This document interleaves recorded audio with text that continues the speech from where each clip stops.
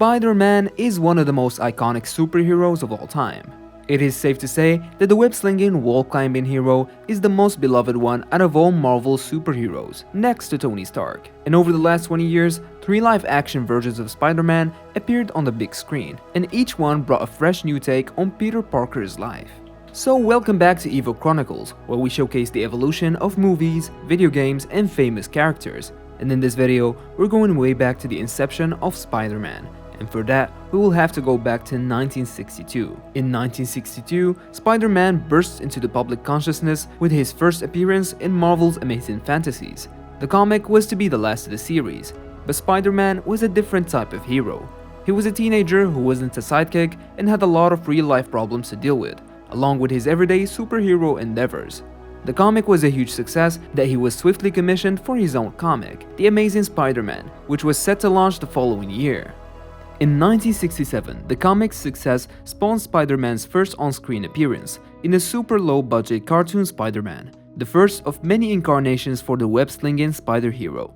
And even though you may not have watched the animation, you surely listened to the theme song. And of course, this TV series gave us a lot of memes that we're absolutely thankful for.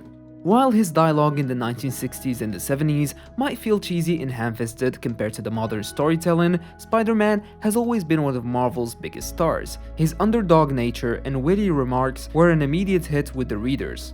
When the Bronze Age of comics started around 1970, comics edged toward darker stories. Heroes were tackling difficult, real-world subjects like racism, addiction, and grief, although they were always fun to read. In the 1980s, Marvel began pushing even bolder choices and storylines, and the most notable change of the decade came from their company-wide crossover. And so in 1981, NBC launched not one, but 2 Spider-Man cartoons, a solo Spider-Man along with Spider-Man and his amazing friends, where Peter Parker is joined by Iceman from the X-Men and Firestar, a new female superhero who was created just for the series. The animation style was still stiff due to the low budget, but the drawings are detailed with fully painted backgrounds, which was great for the time. Peter Parker in the series was being put in positions where he is conflicted about confronting bad guys like Green Goblin or Black Cat, who turned out to be people he considered friends. Mostly the 1980s villains wanted either to be rich or rule the world, or both. The episodes were mostly self-contained with no episodic arcs. Skipping forward to 1984, in the Secret Wars comic, a whole bunch of superheroes and villains are plucked from the Earth by the Beyonder and forced to fight each other on the battle world. And also, in Secret Wars, Spider-Man discovers the black and white symbiote suit, which gave him a lot of strength and healing, and it was easier for Pete to switch between the costume and normal clothes. This all brought some unwanted side effects, as Peter became more violent once he discovered that Venom was taking him out on patrols while he was sleeping. Alright, now that we're finished with the pre-2000 Spider-Man, in 2002 we got the first live-action Spider-Man movie, starring Tobey Maguire. Sam Raimi's Spider-Man movies saved the superhero genre after the failure of previous movies like Batman and Robin in the 90s.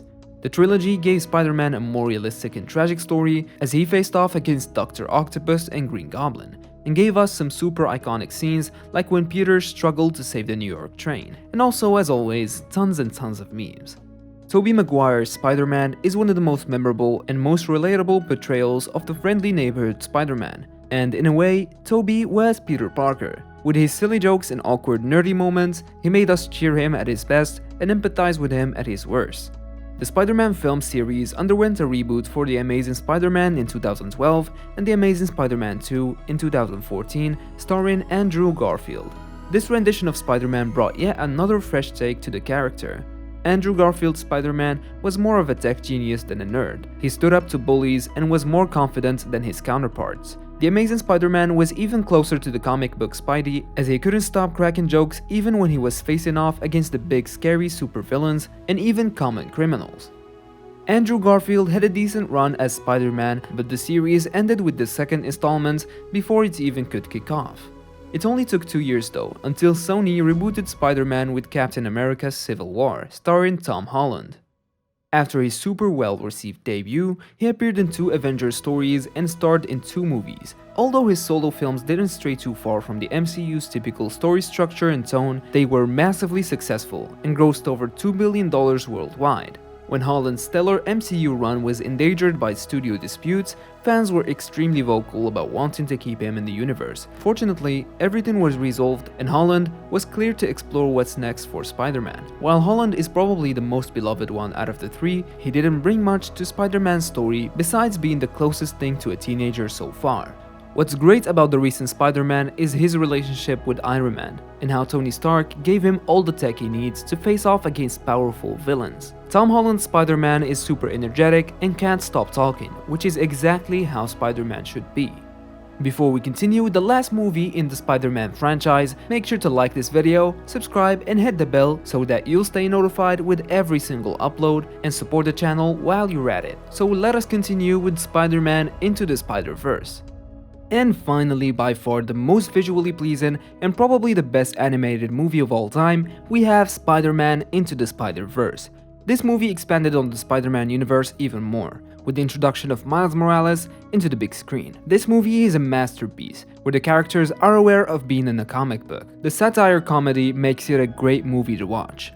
Miles Morales is not just a spin-off, he's a whole character with his own backstory. He meets Peter Parker, Gwen Stacy, and other Spider people from different universes. The plot and the pacing are way different compared to every Spider movie ever released. We surely hope to see Miles Morales in the future, with maybe a live-action version. So that was it for today's video. Our favorite Spider-Man version is Tom Holland's and of course Miles Morales. Feel free to debate in the comments below and tell us which one is your favorite version. And of course, don't forget to like, subscribe to Evo Chronicles, and hit that notification bell so you can always be notified with our regular uploads.